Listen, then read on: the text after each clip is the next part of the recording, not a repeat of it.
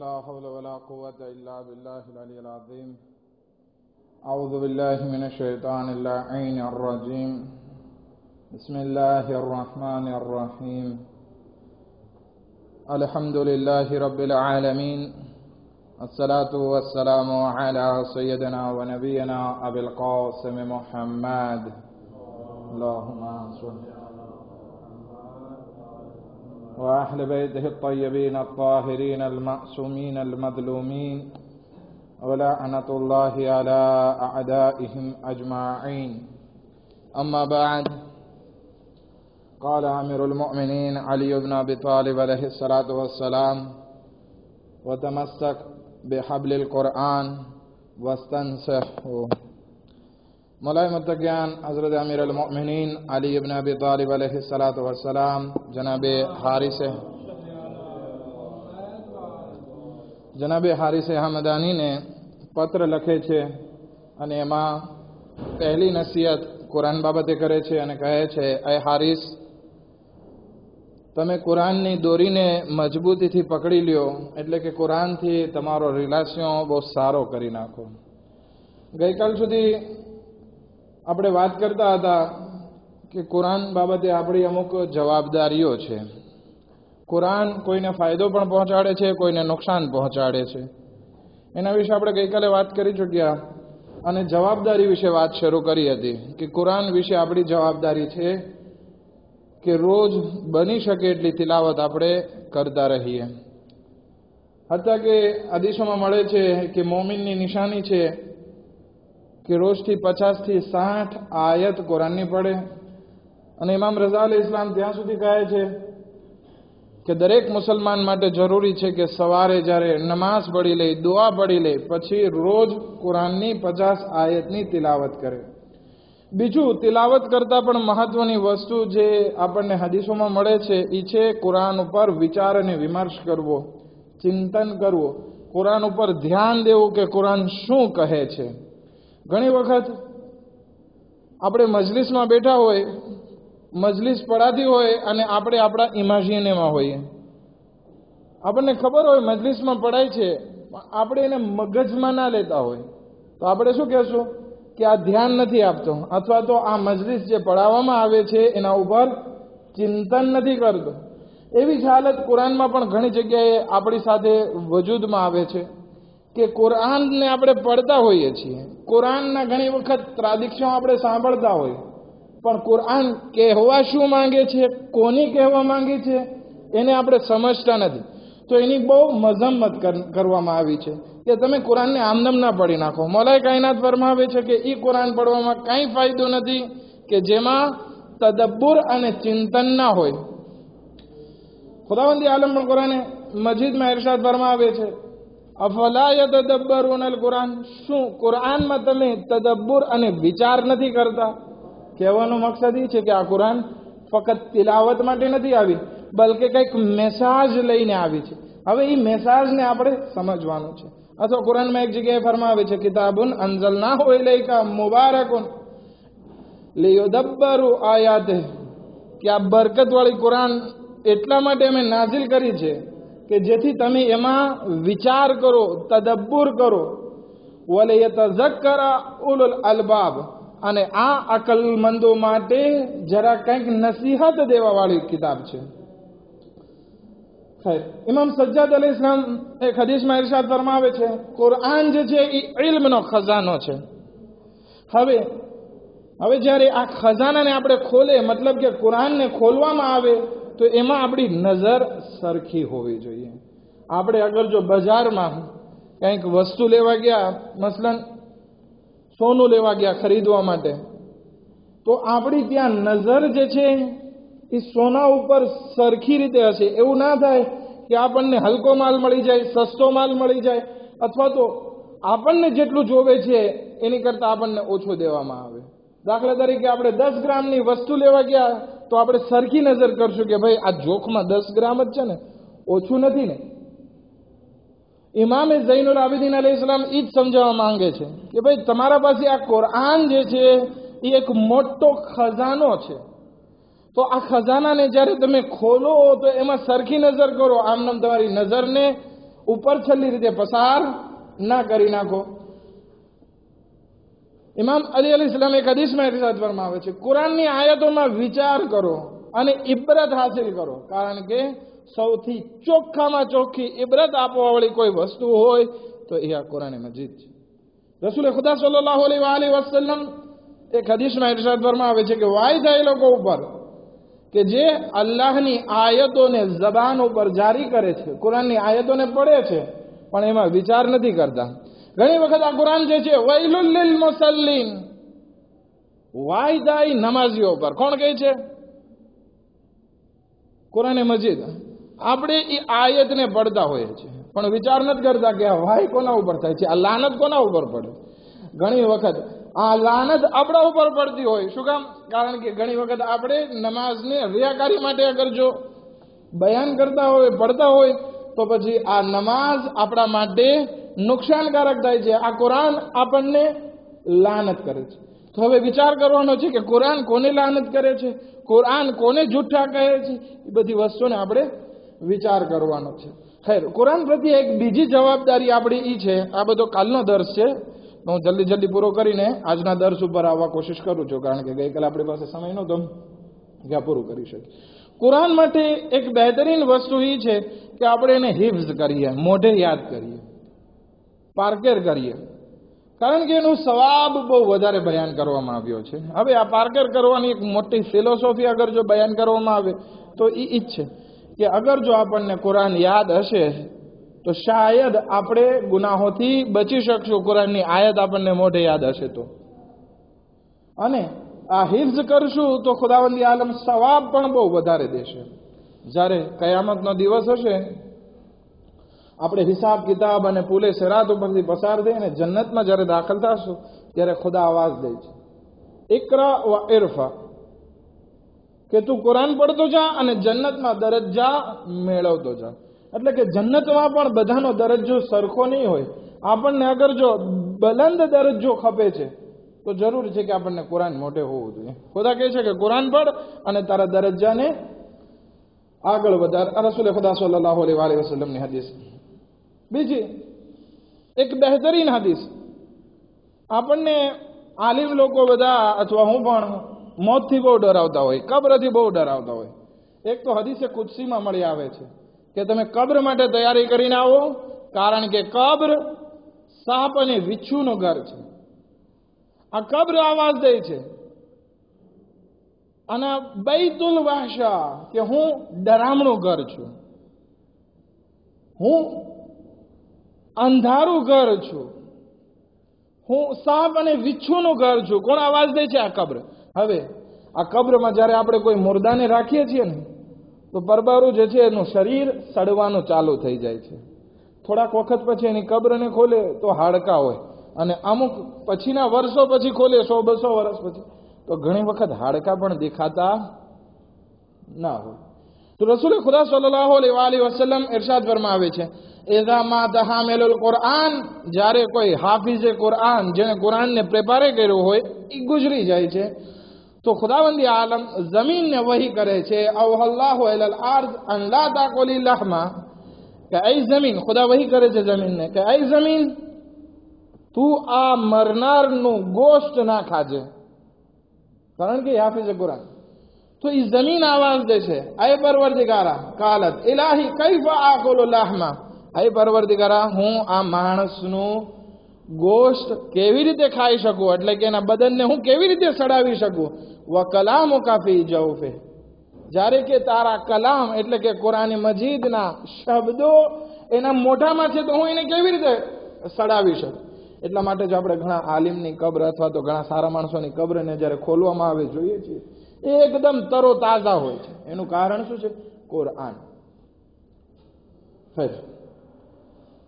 હવે એક બીજી જિમ્મેદારી એ છે કે જ્યારે કુરાન પડતા હોય ત્યારે જન્નતનો જિક્ર આવતો હોય અથવા તો જહન્નમનો જિક્ર આવતો હોય, તો જ્યાં જન્નતનો જિક્ર આવે ત્યાં આપણે રોકાઈને દુઆ કરવી જોઈએ. ખાસ કરીને ઇમામ સાદિક અલૈહિસ્સલામની હદીસ અહીંયા લઈ આવ્યો છું કે દુઆ કરે કે હે પરવરદિગારા, આ બધી જન્નતની નેમતો છે એ તમને અદા કર. સૂરે રહેમાનમાં છે, કેટલી બધી ખુદાવંદી આલમ જન્નતનો જિક્ર કરે છે, લુલુવા મરજાનનો જિક્ર આવે છે, ઘણી બધી નિયામતોનો જિક્ર આવે છે. તો આ જિક્ર જ્યારે આવે તો એ પડતી વખતે અલ્લાહ પાસે દુઆ કરીએ, અને જ્યારે અઝાબનો જિક્ર આવે ત્યારે અલ્લાહની બારગાહમાં પનાહ માંગવી જોઈએ.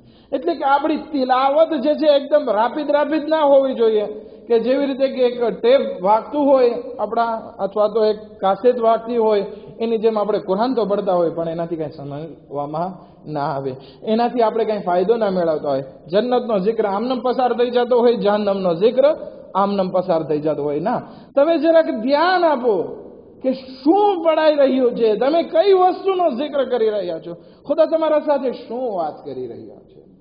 ખૈર, અમુક જાહેરી બાબતો છે કે અલ્હમ્દુલિલ્લાહ આપણે એનો ઘણો ખ્યાલ રાખતા હોય.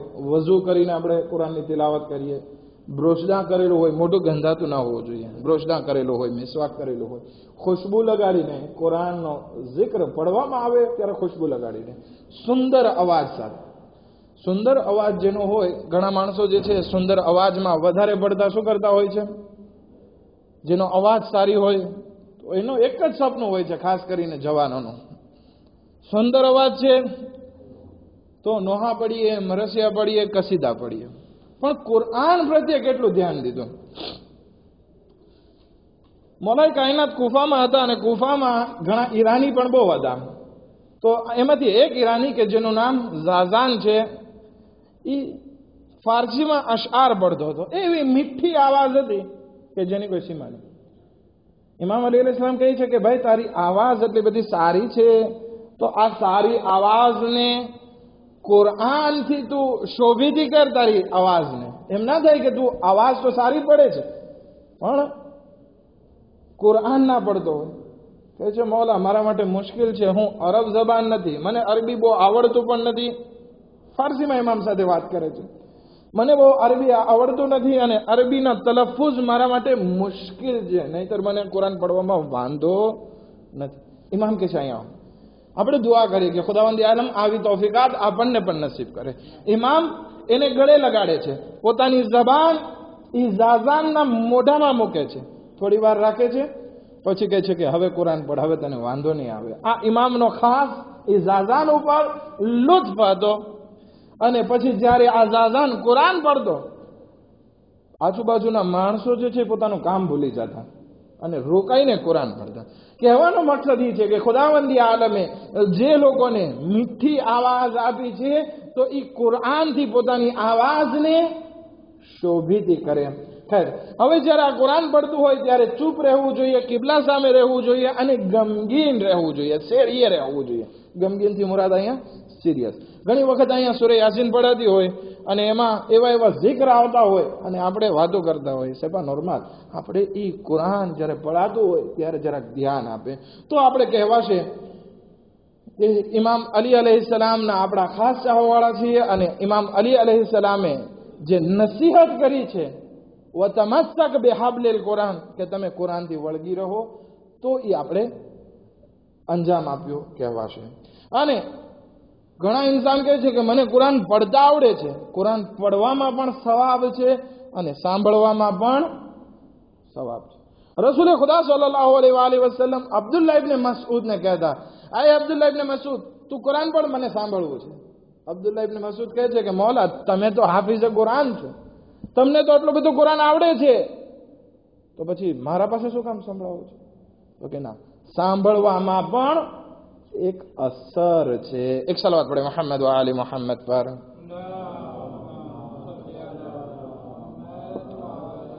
હવે બીજું એક કુરાન ઉપર, આજનો દર્શ પણ કુરાન ઉપર જ હશે ઇન્શાઅલ્લાહ. આપણે જરાક વાત લંબાઈ ગઈ છે, પણ જસ્ટ એક બે સ્લાઇડ બાકી છે ગયા દર્શની, કરતો જાઓ. જિંદગીના બીજા દરેક મોડ ઉપર આપણે કુરાનથી ઉપયોગ કરવો જોઈએ. ઘણી વખત આપણે કોઈના ઘરે અયાદત માટે જઈએ તો હા કેમ છો, કેમ નહીં, લાંબી ચોવટ કરશો આપણે કે ડૉક્ટરે શું દવા આપી, કેટલા વખત આરામ કરવાનું કીધું, ક્યાં દર્દ થાય છે, કેટલા સેરોમ ચડાવવાના છે. ના, એ બધી વસ્તુ ડૉક્ટરનું કામ છે. ઘણી વખત આપણે મસ્તીમાં કહેતા હોય કોકને કેમ છો, તો એ સામે આપણને સવાલ કરે, શું તું ડૉક્ટર છો કે તું મને સવાલ કરે છે, શું તું ઈલાજ કરી શકીશ? ના, આપણે એ બધી વસ્તુમાં ના પડીએ. કોઈની આયાદત માટે જઈએ તો અયાદત જે છે ખબર કાઢવા માટે જઈએ તો એ અયાદતનો સમય ટૂંકો હોવો જોઈએ. બીજું કહેવામાં આવે છે કે જેના ઘરે અયાદત માટે જાઓ, ખબર કાઢવા માટે જાઓ, ત્યાં કંઈ ખાઓ પીવો નહીં. ખાવા પીવા બેઠશો તમે, ભલે પછી પાણીનો ગ્લાસ હોય કે બોમ્બો હોય કે શોકોલા હોય, એ ખાઓ પીવો નહીં, બલકે તમે ચાલી જાઓ. ખાશો પીશો તો તમારો અજર ઝાય થઈ જશે. પણ આપણી વાત કુરાન મજીદ તરફ છે કે જ્યારે તમે કોઈની ખબર કાઢવા જાઓ તો કુલ આઉઝુ બિરબ્બિન નાસ અને કુલ આઉઝુ બિરબ્બિલ ફલકની તિલાવત કરો. રસૂલે ખુદા બીમાર પડ્યા, જિબ્રાઈલ અને મિકાઈલ નાઝિલ થયા. જિબ્રાઈલ રસૂલે ખુદાના માથા બાજુમાં બેઠા, મિકાઈલ પગ બાજુમાં. જિબ્રાઈલે કુલ આઉઝુ બિરબ્બિલ ફલક પડી, મિકાઈલે કુલ આઉઝુ બિરબ્બિન નાસની તિલાવત કરી અને બંને દુઆ કરી અને ચાલ્યા ગયા. આપણી પણ અયાદત અને ખબર કાઢવી પણ કુરાન મજીદ જેવી હોવી જોઈએ. કુરાન મજીદ કબ્રસ્તાનમાં પણ પડવામાં બહુ સવાબ છે. એટલા માટે કહેવામાં આવે છે કે જ્યારે તમે કબ્રસ્તાન જાઓ તો ત્યાં વાતું ના કરો. તમે કોઈની કબ્રને જુઓ તો વિચાર કરો કે તમારી કબ્ર એક દિવસ અહીંયા બનવાની છે. ત્યાં તમે કુરાન પડો. આ કુરાન હકીકતમાં મુર્દા માટે નથી, બલકે કબ્રસ્તાનમાં જઈને કુરાન પડવાનો હુકમ એટલા માટે છે કે ઇન્સાન તઝક્કુર લે, એક ઇબરત લે કે એક વખત એવો આવશે કે તું અહીંયા સૂતો હશ, માટે આ કુરાનથી તો ઉપયોગ કર, એને સમજીને પઢ અને અમલમાં મૂક, જેથી આ કબ્રમાં તને વાંધો ના.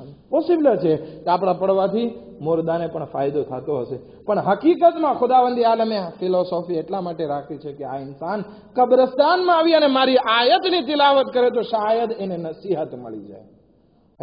બજારમાં જાઓ, આપણે બજારમાં બહુ જઈએ છીએ અને કહેવામાં આવે છે કે બજાર જે છે એ શૈતાનનું ઘર છે. શૈતાનનું ઘર શું છે? બજાર. બજારમાં દરેક પ્રકારના ગુના થતા. ઇમામ અલી અલૈહિસ્સલામ બજારમાં જઈને કુરાનની આયતની તિલાવત જોશથી કરતા, અને એ તો જ્યારે ખલીફા હતા ત્યારે પોસ્ટ મોટી, ત્યારે મોટા અવાજથી કુરાનની આયતની તિલાવત કરતા. તિલકા દારુલ આખિરા નજઅલુહા લિલ્લઝીના લા યુરીદુના ઉલુવન ફિલ અર્ઝ વલા ફસાદા વલ આકિબતુ લિલ મુત્તકીન. શું આયતનો મતલબ છે?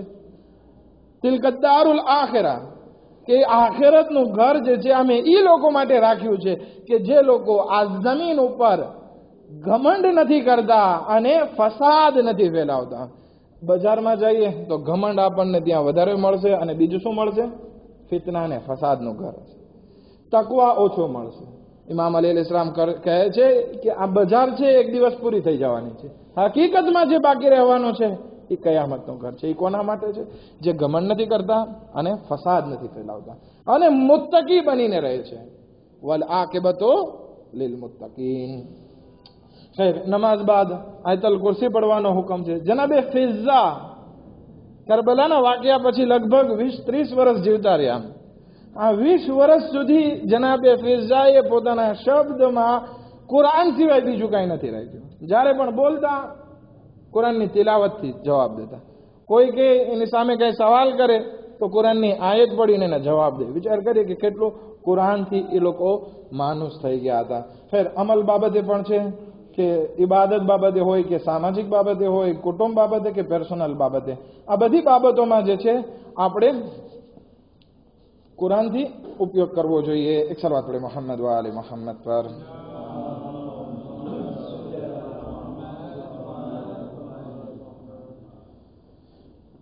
ઇમામ અલી અલૈહિસ્સલાતુ વસ્સલામ એક બીજી વાત હારિસ હમદાનીને કુરાન બાબતે ઇરશાદ ફરમાવે છે. પહેલી વસ્તુ ઇમામ અલી અલૈહિસ્સલામે કીધું હારિસ હમદાનીને, વતમસ્સક બિહબલિલ કુરાન, કે તું કુરાનની રસ્સીને મજબૂતીથી પકડી લે. બીજી વસ્તુ તારે શું કરવાની છે? વસ્તનસહુ, એટલે કે કુરાનથી નસીહત હાસિલ કર. એમ ના થાય કે તું બેઠો હોય, કુરાન તારા ઘરમાં શોભા માટે હોય, કુરાનને તું વાંચતો હોય, બધું કરતો હોય, પણ એનાથી જે નસીહત લેવાની છે એ તું ના લેતો હોય. એવું ના થાય. કુરાન જિંદગીમાં બેસ્ટ નસીહત ઇન્સાનને કરી શકે છે. માટે જરૂરી છે કે આપણે નસીહત લઈએ. આ કુરાન પણ ખુદ પોતા વિશે બયાન કરે છે. યા અય્યુહન નાસ, એ લોકો, કદ જાઅતકુમ મૌઇઝતુમ મિન રબ્બિકુમ, કઈ લોકો જાણી લ્યો તમારા પરવરદિગાર તરફથી તમારા પાસે અલ્લાહની નસીહતો આવેલી છે. મૌઇઝા એટલે નસીહત આવી છે. આ કુરાન નથી, બલકે આપણા માટે શું છે? નસીહત છે. વશિફાઉન લિમા ફિ સુદૂર, અને આ કુરાન જે દિલની બીમારીઓ જે છે, રૂહાની બીમારીઓ છે, એનાથી ઇન્સાનને શફા ઇનાયત કરશે. તમને યાદ હશે આ શફાઉન લિમા ફિ સુદૂર ઉપર આપણે માહે રમઝાનમાં એક દર્સ કરેલો, યાદ છે કોઈને? 2011માં સાલ્લે કોન્ફરન્સમાં કુરાનથી શફા કેવી રીતે મેળવી એના ઉપર આપણે 15 દર્સની વાત કરી હતી. ઇન્ટરનેટમાં મોજૂદ છે, અગર જો કોઈને આ મોઝુ પર વધારે સાંભળવાનો શોખ હોય તો એમાં સાંભળી શકે છે. કે આ કુરાન શા માટે આવ્યું છે? તો કે રૂહાની બીમારીથી શફા આપવા માટે. બે વસ્તુ, નસીહત છે, શફા આપે છે. વાહુદન, આ કુરાન જે છે હિદાયત કરે છે સિરાતે મુસ્તકીમ તરફ. 3 વસ્તુ. ચોથી વસ્તુ વરહમતુલ લિલ મુમિનીન, અગર જો આપણે મુમિન છીએ તો આ રહેમતનું પણ કારણ બની શકે છે આપણા માટે. આપણે માટે કોશિશ કરવી જોઈએ કે આ કુરાન જે મકસદ માટે આપણા માટે આવ્યું છે એ મકસદનો આપણે હક અદા કરીએ. એક સલવાત પડે મુહમ્મદ વ આલી મુહમ્મદ પર.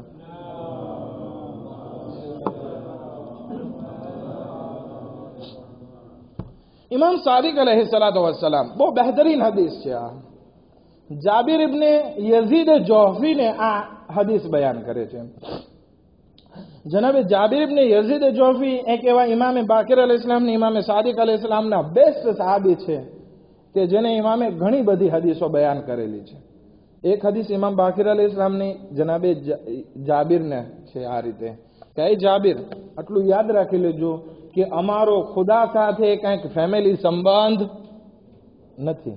માટે અગર જો તમે એમ કહેશો કે અમે અલ્લાહ ઇમામના ચાહવા વાળા છીએ તો બક્ષાઈ જશો, ના, તો એવું કંઈ થવાનું નથી. એવી અગર જો મનમાં ભૂસું ભરેલું હોય તો કાઢી નાખજો. બહુ બહેતરીન હદીસ છે, પણ આપણે એ હદીસ તરફ ન જાઓ, નહીંતર આપણો ટાઈમ અધૂરો રહી જશે. ઇમામ ફરમાવે છે કે જાબિર, જ્યારે તારે પોતાને એક્ઝામે કરવી હોય ને કે તું કેવો છે. ઘણી વખત આપણે પોતાની જાતને બહુ સારા સમજતા હોય. હું સૌથી વધારે નમાઝી, હું સૌથી સારો, હું સૌથી વધારે મજલિસ સાંભળવા વાળો, હું સૌથી વધારે દિલ સાફ રાખવા વાળો, હું સૌથી વધારે નેકી કરવા વાળો, હું સૌથી વધારે નમાઝ પઢવા વાળો, મારા જેવું કોઈ નહીં. આ ઘણી વખત ઇન્સાનને એના દિલમાં એવો ખ્યાલ આવતો.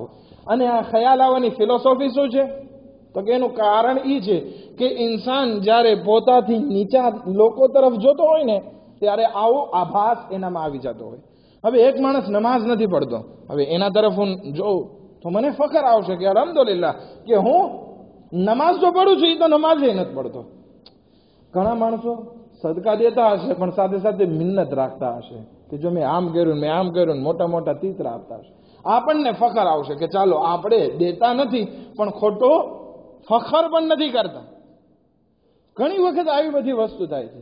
ત્યારે બહુ જરૂરી છે કે આપણે પોતાની જાતનું એક્ઝામે કરીએ કે મારામાં ખોટો ઘમંડ અને ઇફ્તખાર આવે છે કે હું બહુ સારો, તો હકીકતમાં સારો છું કે નહીં? ઇમામ ફરમાવે છે કે એ જાબિર, જ્યારે તારે પોતાની જાતનું ઇમ્તિહાન અને એક્ઝામે કરવી હોય ત્યારે તું તારી જાતને કુરાનથી મેળવ. કે કુરાનથી તું કેટલો મેચ થાય છે. હવે કુરાનથી કેવી રીતે આપણે મેચ કરવાનો છે? સૂરે મુમિનૂન ઉઠાવીને જોઈ લે. કદ અફલહલ મુમિનૂન, કે એ બધા મોમિનો કામયાબ થયા. ક્યાં મોમિનો કામયાબ થયા? તો કેટલી બધી સિફત બયાન કરે છે. હવે આપણે પોતાની જાતને સાચા મોમિન જાણતા હોઈએ તો આ કુરાનની આયતની આપણે તિલાવત કરીએ. કોઈ કરશે તિલાવત તો સાથે મજા પણ આવશે. દેખાય છે ને સ્ક્રીન ઉપર કે ઝીણા અક્ષર દેખાય છે? હા, ઝીણા અક્ષર દેખાય છે. કોઈ જવાન છે વાંચી શકશે, તિલાવત કરી શકશે આ 11 આયતની?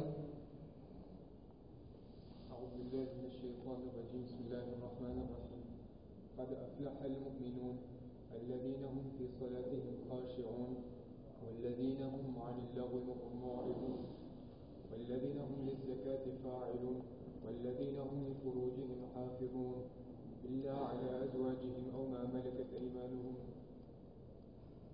فإنهم غير ملومين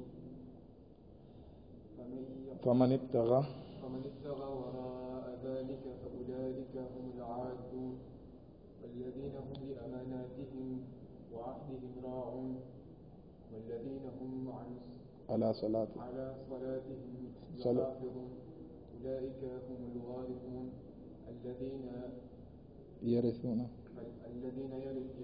الفردوس هم فيها خالدون. أحسنت. صدق الله العلي العظيم. મોમિનની સિફત અહીંયા કેટલી બધી બયાન કરવામાં આવી છે.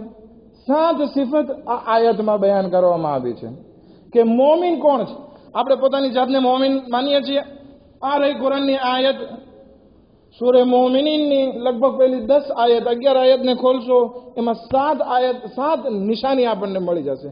એસક્યુ આ 7 નિશાનીઓ આપણામાં છે તો આપણી જાતને ચિત્ર આપી દઈએ કે હું મોમિન છું, કારણ કે મેં મારી જાતને કુરાન સાથે મેળવી લીધી છે અને મારામાં 7 વસ્તુ છે. એમાં પહેલી વસ્તુ નમાઝમાં ખુશુ કોને કહેવાય કે નમાઝ જ્યારે પડતો હોય તો મારી જાતને હું ખાલિસ કરતો હોય ખુદા માટે. હું દુનિયાની દરેક વસ્તુથી સાફ હોય ખુદાને સોંપી દેતો હોય. એમાં હું શેરીય હોય નમાઝમાં છે. કોઈની નમાઝ આપણી 2 રકાત નમાઝ એવી નથી કે જેમાં કહી શકીએ કે એમાં સાપોરસા ખુશુ હોય. મતલબ એ નથી કે આશી નમાઝ પડવાની મૂકી દઈએ. ના, જેટલું બની શકે આપણે મોમિન બનવા કોશિશ કરીએ અને નમાઝમાં ખુશુ કરીએ. એક માણસ હદીસ સાંભળે છે કે અગર જો ખુદાની બારગાહમાં કોઈ 2 રકાત પ્યોર નમાઝ સાથે જાશે ખુદા એને બક્ષી આપશે. હવે એ માણસ કહે છે કે ચાલો ઠીક છે, હદીસ મેં સાંભળે આજે હું એવી નમાઝ પડું ઇમામ અલી અલૈહિસ્સલામના હરમમાં જઈ ઇમામ અલી અલૈહિસ્સલામને ગવાહ બનાવી અને મારી નમાઝને હું પડું કે જેથી કયામતના દિવસે હું કહી શકું કે આ 2 રકાત નમાઝ મારી ઓકે હતી. નમાઝ પડે છે, એકદમ ધ્યાન રાખે છે, 2 રકાત નમાઝમાં જરા પણ પ્રોબ્લેમ ના હોય એવી નમાઝ પડે છે. નમાઝ પડાઈ ગઈ પછી ખુશખુશાલ હરમની બહાર નીકળે છે. ત્યાં એને યાદ આવે છે કે વઝુ કર્યું તો કે નહીં.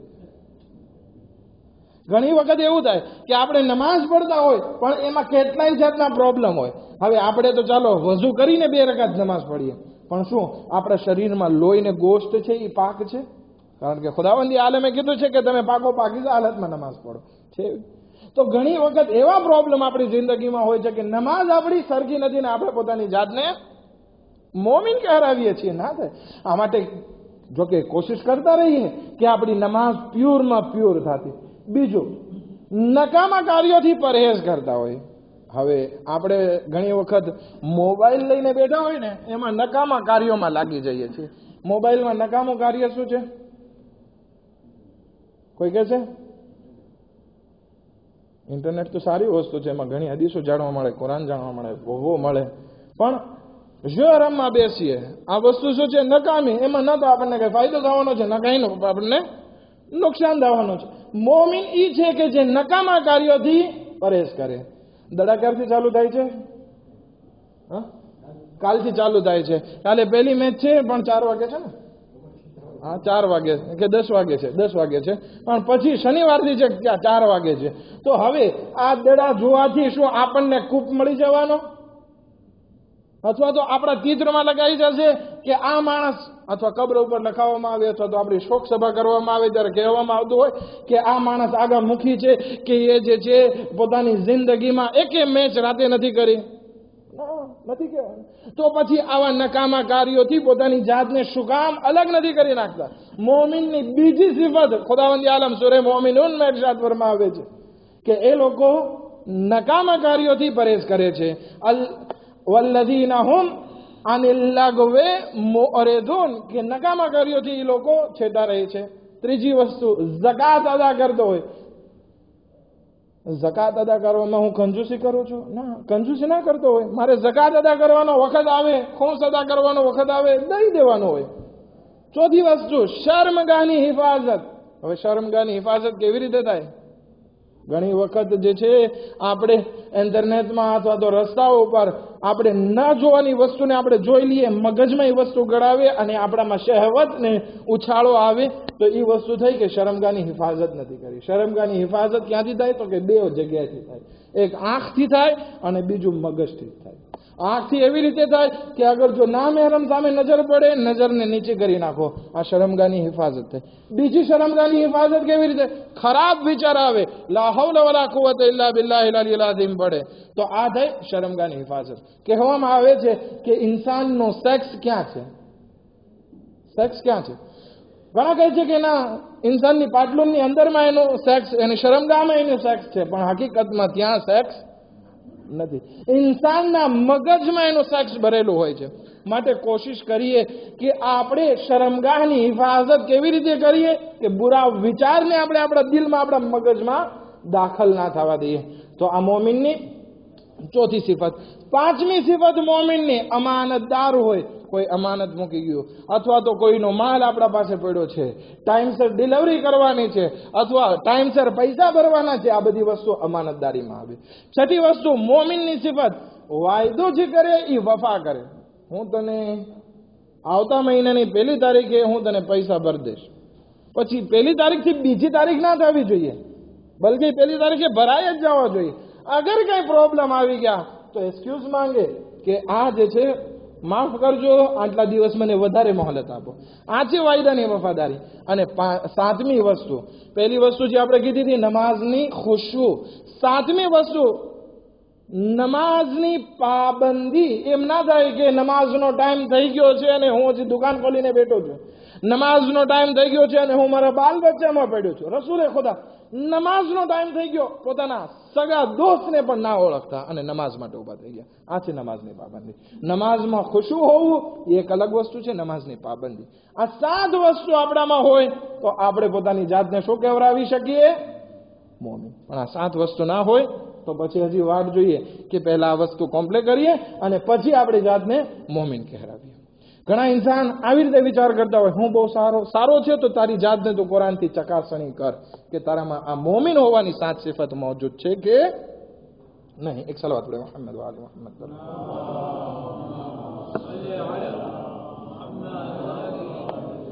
સૂરે રાદ આયત નંબર 19 થી શરૂઆત થાય છે, જેમાં અકલમંદ ઇન્સાનની 8 સિફત બયાન કરવામાં આવે છે. કોઈ વાંચી શકશે કુરાનની તિલાવત? કે હજી નાંડા છે? અક્ષર નાંડા છે કે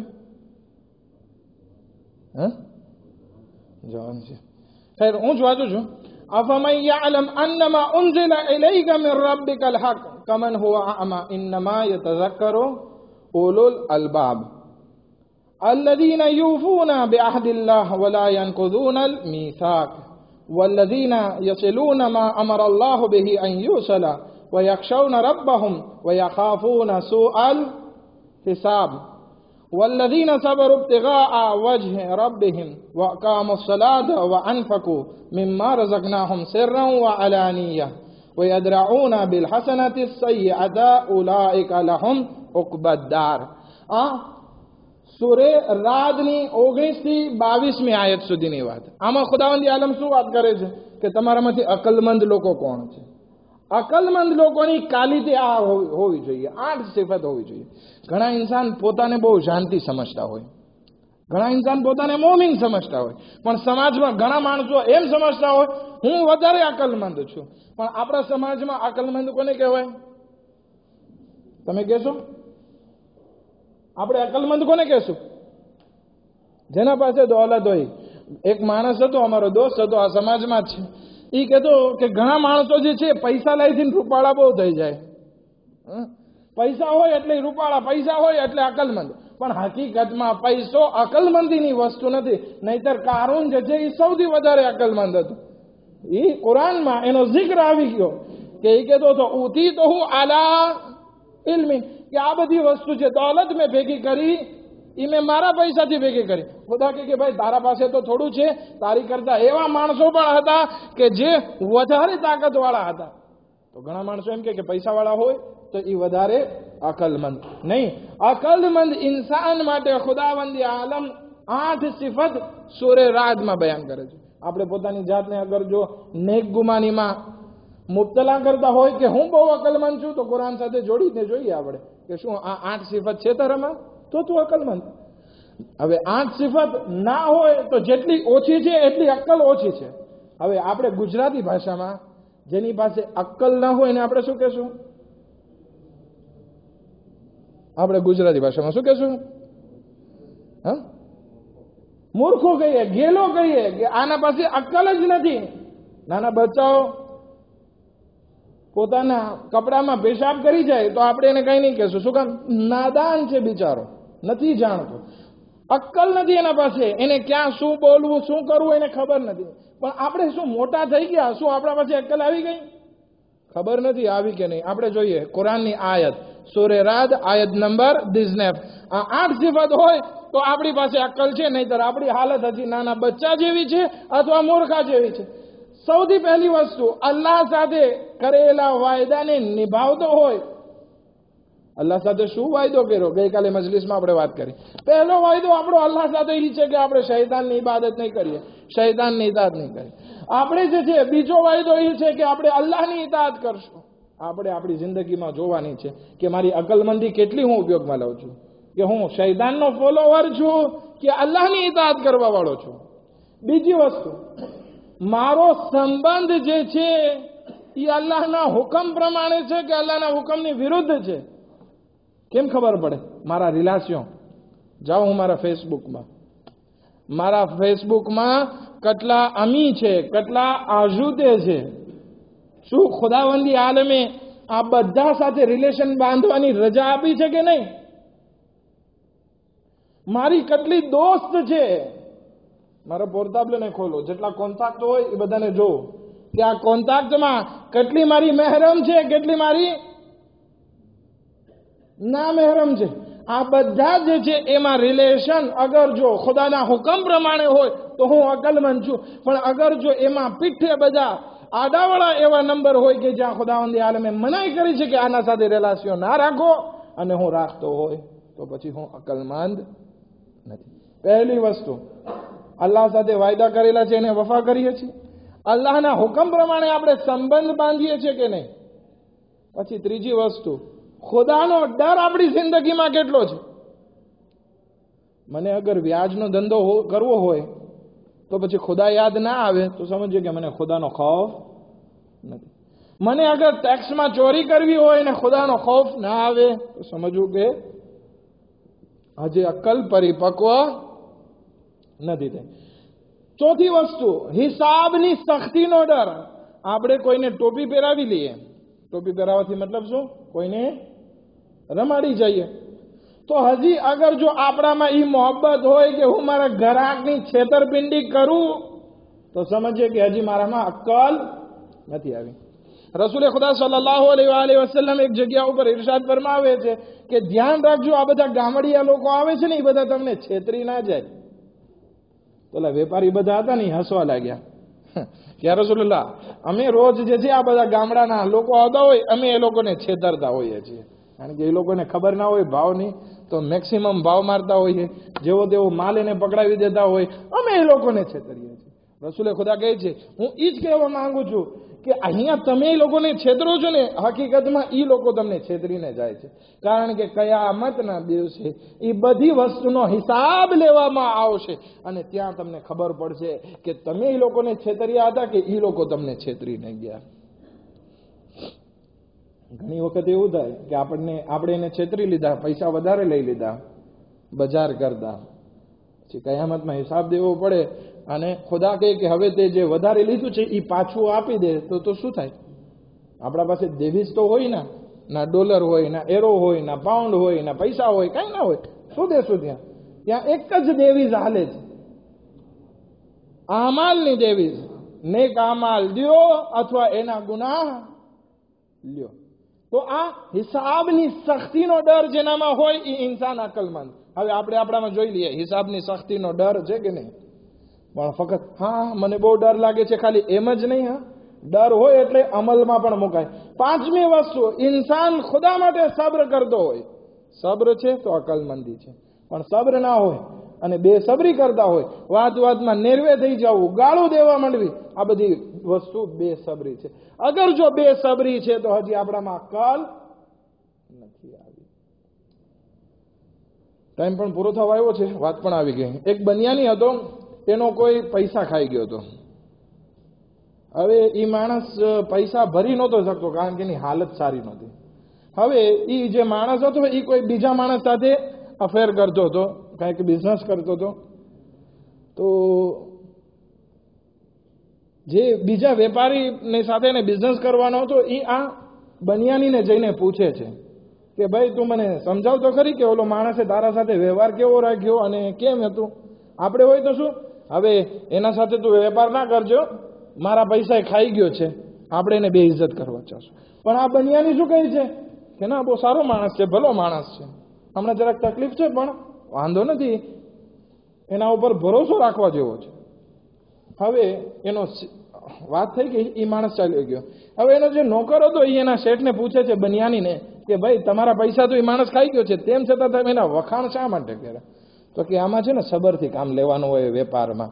અગર જો હું એનું હલકું બોલીશ તો અત્યારે એના પાસે પૈસા તો છે નહીં, કે હું એનું હલકું બોલીશ તો એ મારા પૈસા ભરી જશે, એવું તો નથી. હું એનું સારું બોલું કે બધા એના સાથે બિઝનેસ કરે તો શાયદ એના પાસે પૈસા આવે ને મારા પૈસા ભરાઈ જાય. તો અહીંયા સબ્ર કરવાથી ફાયદો કોને છે?